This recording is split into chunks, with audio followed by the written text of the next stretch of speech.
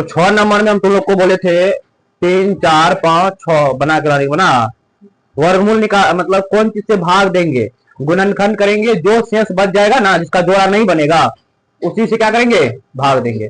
तो चलो हम 7 नंबर के क्वेश्चन को लिखते हैं। देखो 7 नंबर क्वेश्चन क्या, एक्सरसाइज कितना है 5.3 ना, एक्सरसाइज 5.3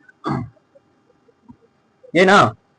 तो इसमें देखो अगला 7 नंबर का क्वेश्चन है। क्या क्वेश्चन को पहले समझो, ये भाषा टाइप का क्वेश्चन है, लैंग्वेज मतलब भाषा को तुमको समझना पड़ेगा और फिर जाके इसको बनाएंगे। तो क्वेश्चन बोला है एक विद्यालय है, एक विद्यालय में कक्षा, कौन कक्षा में, तुम 8वां है ना, कक्षा 8 के सभी विद्यार्थियों लिखते चलो मेरे साथ क्वेश्चन। विद्यार्थियों ने प्रधानमंत्री राष्ट्रीय राहत कोष में 2401 रुपया दान में दिए, 2401 रुपया दान में दिए। कितना रुपया दान में दिए, 2401 रुपया। तो प्रत्येक विद्यार्थी ने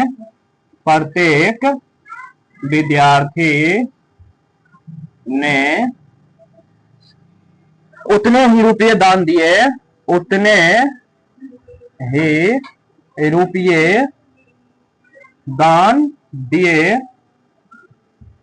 ही रुपये दान दिए जितने कक्षा में विद्यार्थी थे, जितने कक्षा में क्या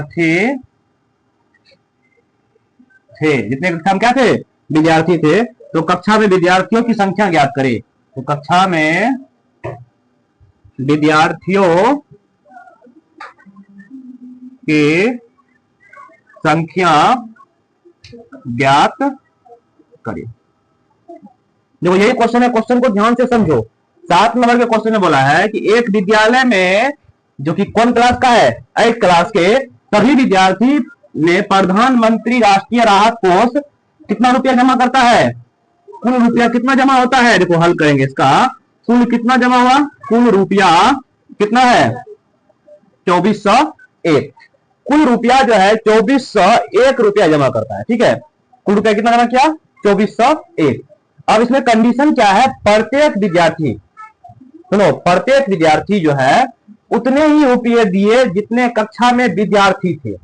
अब ये भी नहीं मालूम है कि कक्षा में 5 को विद्यार्थी है कि 10 को विद्यार्थी है कि 2 को विद्यार्थी है, ये पता नहीं है। लेकिन हाँ इतना बात जरूर पता है कि जितना विद्यार्थी है उतना ही रुपया दिया। जैसे मान लो कि 5 को विद्यार्थी था, तो 5 विद्यार्थी मिलकर के रुपया देगा, 5 को विद्यार्थी, तो प्रत्येक विद्यार्थी 5-5 रुपया देगा। लेकिन यहां पर तो मालूम नहीं है कि 5 को स्टूडेंट है कि 10 स्टूडेंट है कि 15 स्टूडेंट, मालूम है। तो हम मान लेंगे कि माना कि कक्षा में विद्यार्थियों की संख्या x, तो अगर हम मान लेंगे कक्षा में x को विद्यार्थी है तो x को रुपया सब देगा, और टोटल गुना करके किसके बराबर होगा, 2401 रुपया जमा किया टोटल स्कूल में बच्चा जो स्टूडेंट है। तो मान लेते हैं, माना कि विद्यार्थियों की संख्या, मान लेते हैं विद्यार्थी की संख्या कितना था, x था, तो प्रत्येक विद्यार्थी कितना रुपया देगा, x रुपया देगा ना। इसीलिए प्रत्येक विद्यार्थी द्वारा दिया गया रुपया x होगा ना। इन देखो x का विद्यार्थी था, x रुपया दिया, तो कितना रुपया जमा हुआ, 2401 रुपया जमा हुआ। अर्थात x गुना x, इन दोनों गुना करेंगे ना, कितना रुपया प्राप्त हुआ, 2401। यहां पे ध्यान फिर से समझो, x को विद्यार्थी था, x रुपया सब दे रहा था, तो x को x से गुना करेंगे तभी ना पता चलेगा कि टोटल कितना रुपया जमा हुआ। जबकि पहले में पता है टोटल कितना जमा कर दिया, दान में कितना दिया है, 2401 रुपया जो है दान में दे चुका है। तो x गुना x क्या हो जाएगा, x स्क्वायर बराबर हुआ किसके, 2401। स्क्वायर हटेगा तो आगे वाले पे रूट चल जाता है, ये नियम होता है। सुनो, क्योंकि हमें एक्स का मान निकालना चाहिए ना, विद्यार्थी संख्या निकालना है ना, तो एक्स निकालोगे उसको आगे वाले क्या कर जाएगा, रूट। क्या इस तरह का हम तुमको सवाल बता रहे थे, रूट के अंदर रहेगा तो इसका क्या करेंगे, गुणनखंड करेंगे या जोड़ा बना बना क्या करेंगे, बाहर लाएंगे।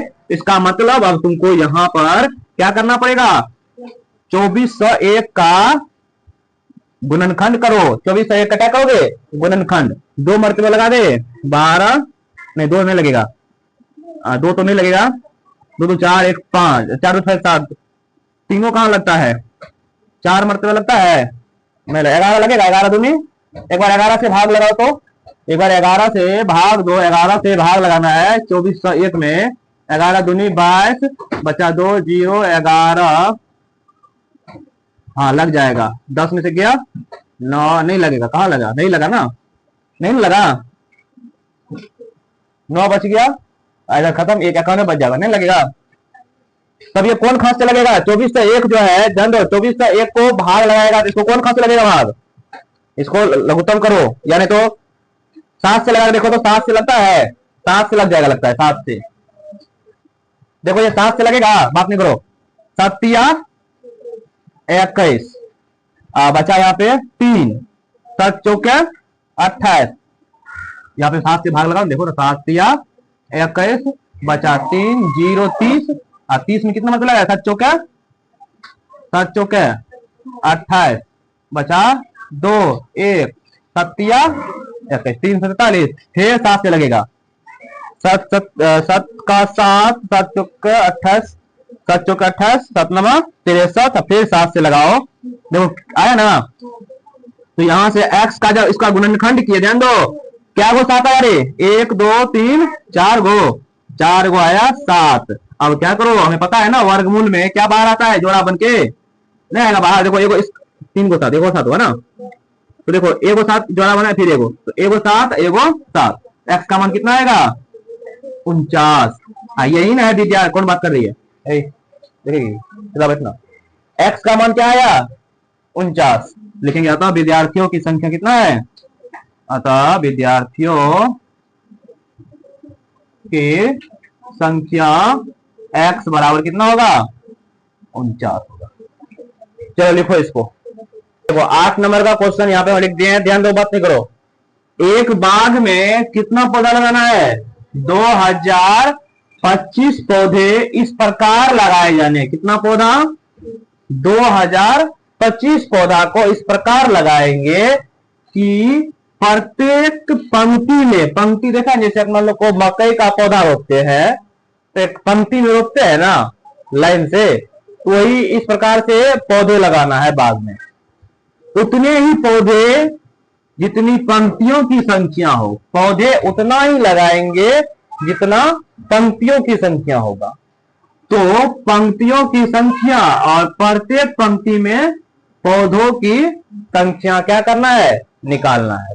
तो एक चीज बताओ, जितना हम पंक्ति है उतना पौधे लगाएंगे, ना तो हमें मालूम है अभी पंक्तियों की संख्या कितना है और ना तो मालूम है पौधों की संख्या। तो हम ये कर लेते हैं, मान लेते हैं पौधों पंक्तियों की संख्या x, तो x को पंक्ति है तो x को पौधे लगेगा ना, इन दोनों को जब गुना कर देंगे कितना पौधा मिलेगा,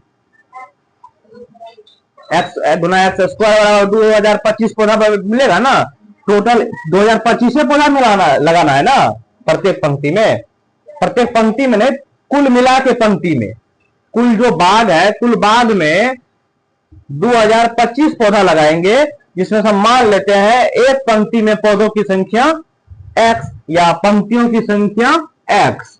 लिखेंगे माना कि, हल देकर लिखेगा यहां से, माना कि पंक्तियों की संख्या बराबर x। हम ये मान लेते हैं पंक्ति की संख्या क्या है, x है, तो पौधों की संख्या क्या होगा, तब पौधों की संख्या कितना होगा, x ही होगा ना, क्योंकि सवाल में स्पष्ट बोल दिया है कि जितना पंक्ति है उतना ही क्या है, पौधा है, इसीलिए x। अब प्रश्न से लिखेंगे, प्रश्न से टोटल कितना, अब मान लो x को पंक्ति में, x को पौधा है, तो कुल पौधा कितना होगा, कुल पौधा x गुना x होगा ना, जबकि कुल पौधा कितना लगाना है 2025, ये लगाना है। तो x गुना x क्या होगा एक्स स्क्वायर 2025। हमें पता है ना स्क्वायर हटेगा आगे वाले पे रूट चढ़ जाएगा। यही तो होता है रूठे का तो मतलब होता है वर्गमूल। वर्गमूल निकालना सिखाए हैं तो क्या करोगे यहाँ पे क्या करोगे तो यहाँ पर 2025 का क्या निकाल दो गुणनखंड निकाल दो। गुणनखंड विधि से हम लोग हल कर सकते हैं ना वर्गमूल को। तो 3 2 5 5 2 7 2 9 2 3 का लग जाएगा। ये 3 6 के 18 3 7 21 3 5 15 फिर 3 का लगेगा 3 दूनी 6 25 25 225 फिर 3 का लगेगा 3 7 21 3 5 फिर 3 का लगेगा 25 फिर 5 से लगेगा ना। तो क्या सब आया इसका गुणनखंड देखो क्या आया 3 4 बार ना 3 आया। बात नहीं करो समझो इधर 3 देखो 4 बार आया 1 2 3 4 5 क्या बार आया 2 बार आया। तो हमें पता है ना जोड़ा बन के बाहर आता है। तो इसका जोड़ा बन गया इसका भी जोड़ा बन गया इसका भी जोड़ा बन गया। देखो 3 बार आएगा फिर एक 3 बार आएगा फिर एक 5 3 तिया 9 9 5 45 अर्थात पंक्तियों की संख्या कितना है। अतः बाद में पंक्तियों की संख्या x बराबर कितना आया है 45। जितना पंक्ति होगा जितना पंक्ति उतने ना पौधा। अब पौधों की संख्या कितना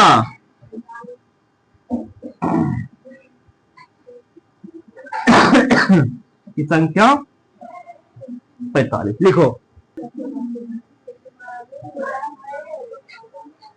चलो ध्यान दो क्या ये बनेगा। बात अगर करते देखे हिसाब ठीक मैं समझ में आ रहा है।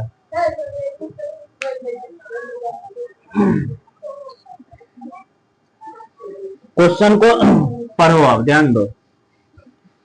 क्वेश्चन में क्या बोला है यहाँ पर सुनो कितना नंबर होगा 9 नंबर ना।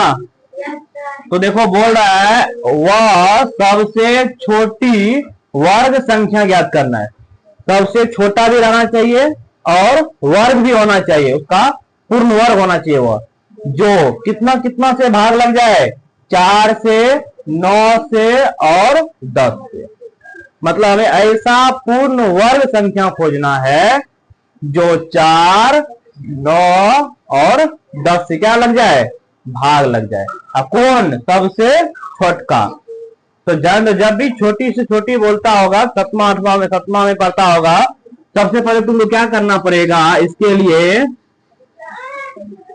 4 9 10 का एलसीएम निकाल लो। इसका एलसीएम कितना होगा बताओ। एलसीएम आता है ना रफ में निकाल लेगा एलसीएम इसका या यही कम निकाल दे। देखो 4 9 10 कितना मरतब है 2 9 5। अब लगेगा नहीं लगेगा। इसका एलसीएम क्या होगा गुना करो सबको 180 आएगा ना एलसीएम।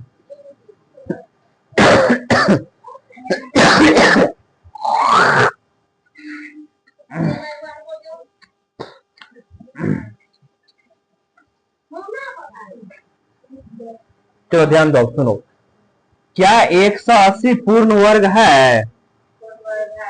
कैसे है 180 का देखो तो 180 जोड़ा बन रहा है नहीं ना। तो 180 को तुम पूर्ण वर्ग बनाओगे ना। तो ध्यान दो 180 का ध्यान दो बात नहीं करो इधर अभाज्य गुणनखंड 180 का अभाज्य गुणनखंड क्या सब आएगा 2 गुना 2 गुना 9 गुना 5 आएगा ना। सुनो बात नहीं करो रे यहां पे तुम इसको तोड़ कर लिख सकता है 2 गुना 2 गुना 3 गुना 3 गुना 5। क्या ये पूर्ण वर्ग बनेगा बताओ पहले।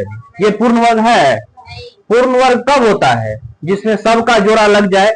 यहाँ पे देखो इस 2 का जोड़ा लग गया इस 3 का जोड़ा लग गया 5 का जोड़ा है। तो जिस तो क्या किससे गुना कर देंगे कि 5 का जोड़ा बन जाएगा? तो सिंपल सा बात है, अगर हम इसमें क्या कर दे 180 में क्या करें 5 से गुना करने पर कितना होगा 180 या गुना 5। देखो ये पूर्ण वर्ग बन जाएगा कि नहीं बन जाएगा? बन जाएगा ना। जैसे ही इसमें 5 से गुना करेंगे तो कितना हो जाएगा 18 पंचे 90, 900 होगा। 900 वह सबसे छोटी सी छोटी संख्या होगा जो 4 से भी कट जाएगा, 9 से भी कट जाएगा और 10 से भी कट जाएगा। 9 से भी कट जाएगा, चारों से भाग लगा के कट जाएगा। सबसे छोटी संख्या यही होगा। हाँ भाग लगाओ सब। ये बात पहले समझ में आया? सुनो पहले क्या किए, पहले जिसका बोलेगा ना भाग लग जाने जिसका, तो 4, 9, 10 का लघुत्तम निकाले कितना आया 180। लेकिन 180 पूर्ण वर्ग है तो इसका चेक करेंगे अभाज्य गुणनखंड निकाल करके। अभाज्य गुणनखंड निकाले तो यहाँ पे देखे बहुत इसको अभाज्य गुणनखंड के रूप में तोड़े 2 में 3 में 5 में, तो 2 का जोड़ा बन गया, 3 का जोड़ा बन गया, लेकिन 5 का जोड़ा। तो कौन चीज से गुना करेंगे कि जो पूर्ण वर्ग बन जाएगा? सिंपल सा बात है 5 से गुना करेंगे, अर्थात 180 में देखो यहां तक गुना करे हुए ना तो 180 होगा, इसमें हम 5 से गुना करेंगे तब ना ये पूर्ण वर्ग बनेगा। इसमें 5 से जब गुना करेंगे तब ना पूर्ण वर्ग बनता। इसलिए हम कितना से गुना किए 180 से 5 से गुना करने पर क्या बन जाएगा पूर्ण वर्ग बन जाएगा। और ये 900 होगा, एक 18 गुना 18 5 90, एगो जीरो है तो जीरो। 900 वह छोटी सी छोटी संख्या है जो 4, 9 और 10 से क्या हो जाएगा भाग लग जाएगा। यहां पर लिखना पड़ेगा अतः 900 छोटी सबसे छोटी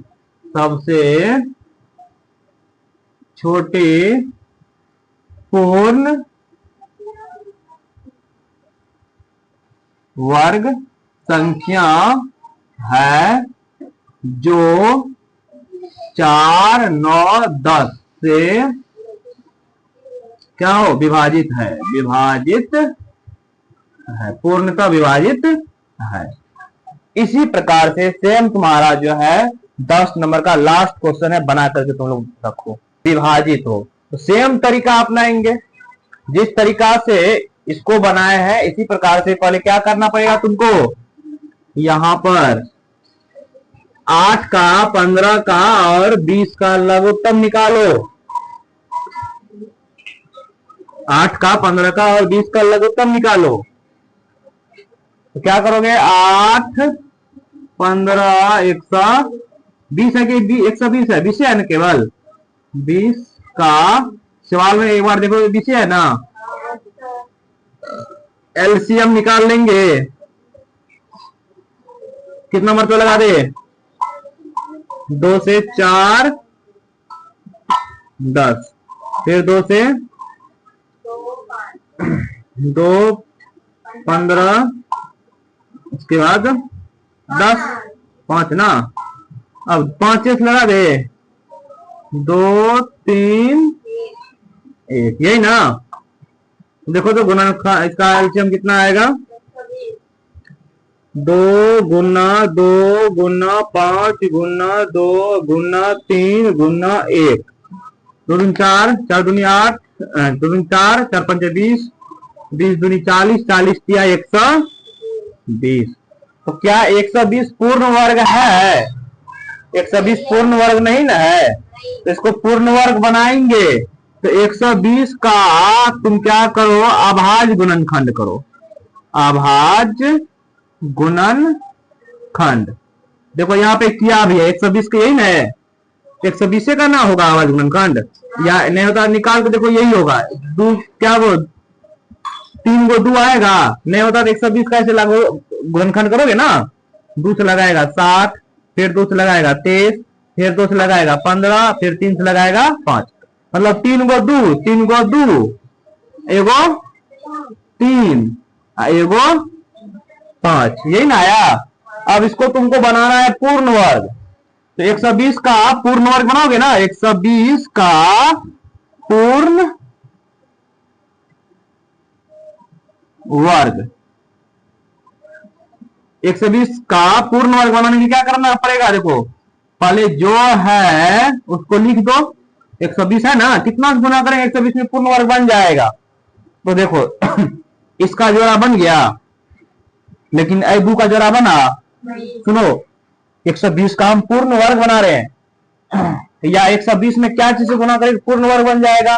यहां पर देखो इसका जोड़ा बन गया, ईदू का बना नहीं बना, ईदू बचा तो ईदू से गुना कर देंगे तब देखो जोड़ा बन गया। अब 3 बचा हुआ तो 3 से गुना करेंगे तब 3 का भी बन गया। अब 5 बचा है ना, देखो 5 से गुना कर देंगे, देखो अब सबका जोड़ा बना हुआ है, नहीं बन गया। तो 120 में हम कितना से गुना किए हैं, 120 में देखो 1 2 से गुना किए, 120 में 2 गुना 3 किए ना, 5 से गुना करने पर पूर्ण वर्ग बनेगा ना। पूर्ण वर्ग, हमें पूर्ण वर्ग में पूछ रहा है निकालने के लिए, पूर्ण वर्ग बनेगा। अब 120 में सबको गुना करके बताओ कितना होगा। 120 में गुना करो, 2 तिया 6, 6 5 30, 30 गुना 12, 12 तिया 36, 2 गो 0, 3600 आंसर होगा। मतलब 3600 वह संख्या है, लिखेंगे आता 3600 वह संख्या है, पूर्ण वर्ग संख्या है, संख्या नहीं पूर्ण वर्ग संख्या है, जो 8, 15 और 20 प्रत्येक से क्या है, विभाजित है। 3600 आंसर आएगा। तो इस प्रकार से हमारा प्रश्न वाले 5.3 था ना, पूर्ण रूप से इसको हम सॉल्व कर लिए हैं। और जो सवाल छोड़ दिए थे उसको बना लिया था ना। अब कल से प्रश्न वाले 5.4 देखेंगे, ठीक है।